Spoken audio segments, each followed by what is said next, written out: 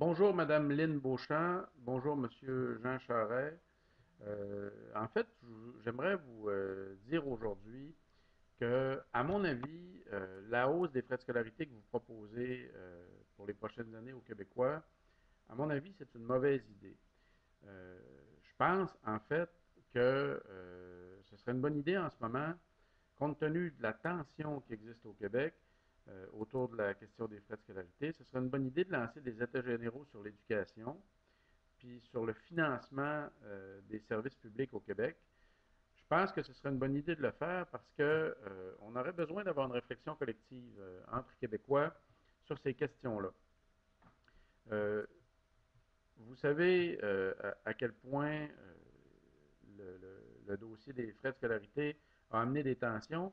Moi, je travaille à Alma, au collège d'Alma, puis j'ai vu à quel point les jeunes pouvaient être déchirés autour de cette question-là. Je pense que la fermeté avec laquelle vous voulez tenir à votre point de vue nuit en ce moment à ce qu'on puisse avoir une vraie réflexion approfondie sur le financement de nos universités. Puis je pense que votre absence de mouvement là, pour ce qui est de la hausse des frais de scolarité euh, apparaît comme un braquage qui est très très mal reçu par une bonne partie des étudiants. Puis ça amène un clivage en fait parce que il n'y a pas il y a pas de négociation en ce moment, il y a un blocage. Puis quand vous dites que les étudiants avaient juste à être là quand ça se négociait, ben je vous signale que la table de négociation à laquelle vous les aviez conviés était une table de négociation qui présumait que la hausse des frais de scolarité était incontournable, alors qu'en fait, c'est un choix de société qui mériterait d'être fait calmement. Votre programme de parti, lorsque vous avez été élu, ne nous promettait pas une pareille hausse des frais de scolarité. Ça aurait été sinon un vrai enjeu. Là.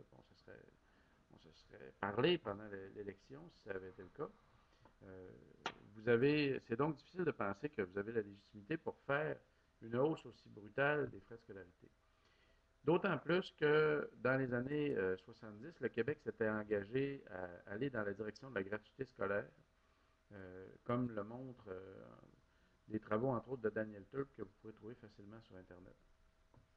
Je pense que dans la situation actuelle de blocage à laquelle on a abouti, je pense que ce serait une bonne idée pour que tout le monde puisse reprendre ses esprits, pour que tout le monde puisse entrer dans ce débat-là sans en rester à des foires d'insultes.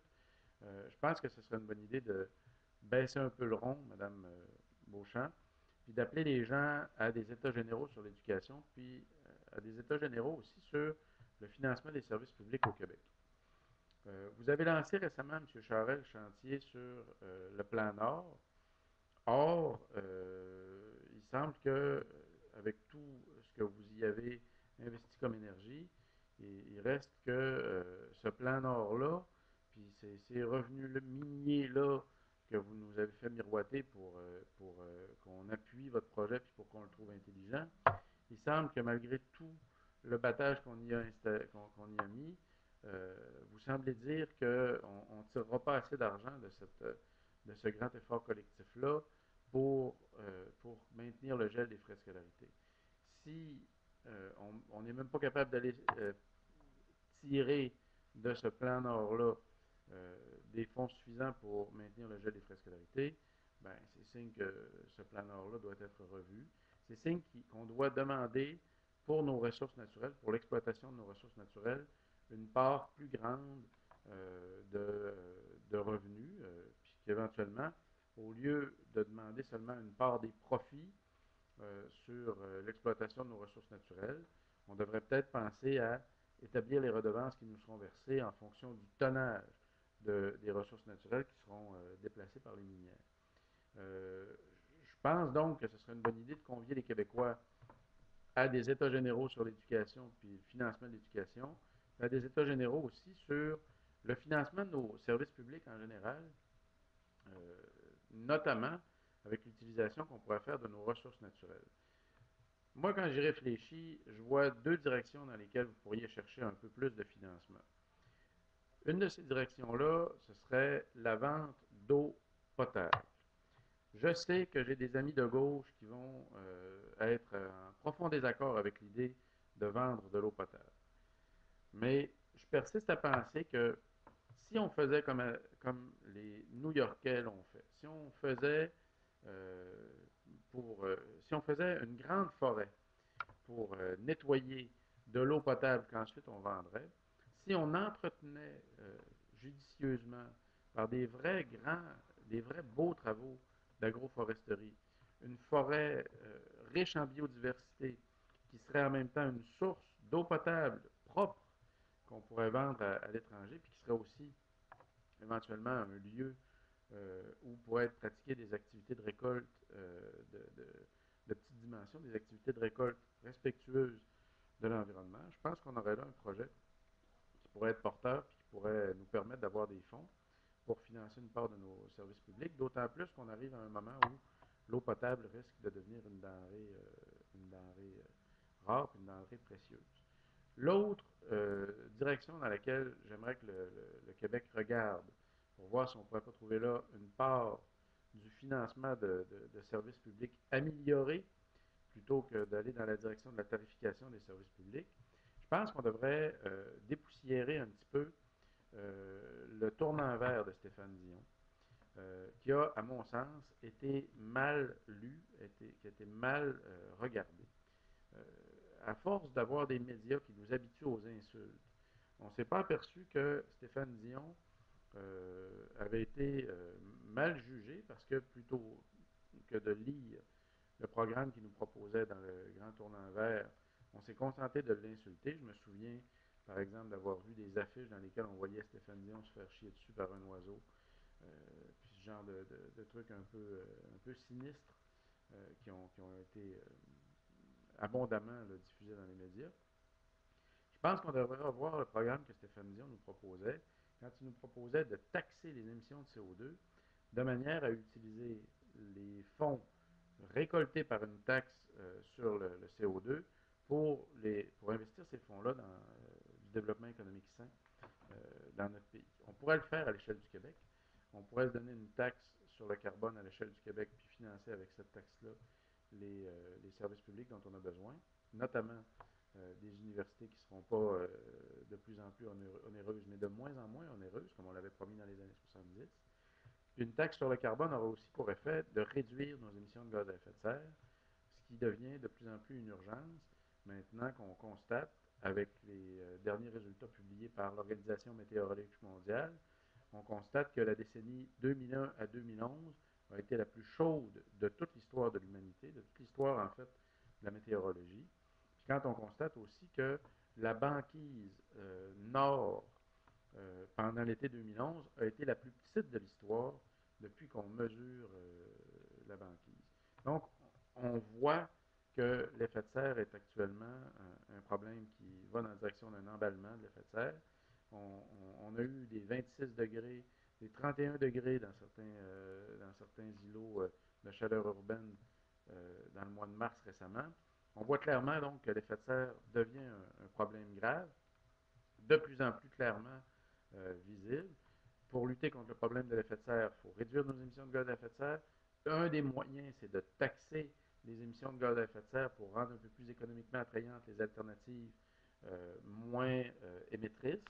Ben, l'argent qu'on récoltera en allant dans cette direction-là, je pense qu'on pourrait l'investir dans dans une meilleure fourchette de services publics mieux nantis pour le Québec. Puis l'éducation devrait en faire partie. Je vous inviterai pour voir à quel point l'éducation pourrait être un bon investissement.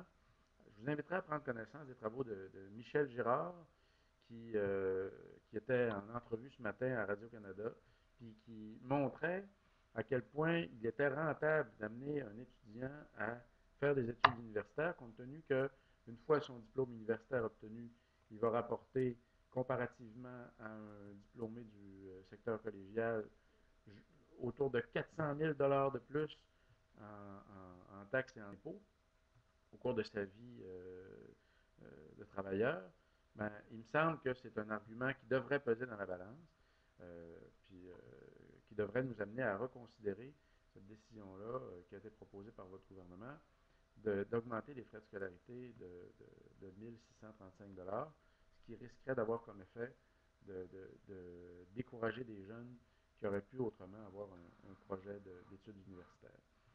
Je pense que ce serait important que vous reveniez donc sur cette décision-là. On a tous droit à l'erreur. Vous y avez droit aussi à l'erreur. Je ne pense pas que ce soit une erreur que vous avez commise de mauvaise foi. Je pense qu'en étant conseillé par les recteurs des universités, vous avez essayé de prendre avec eux une décision qui était bonne au mieux de vos connaissances.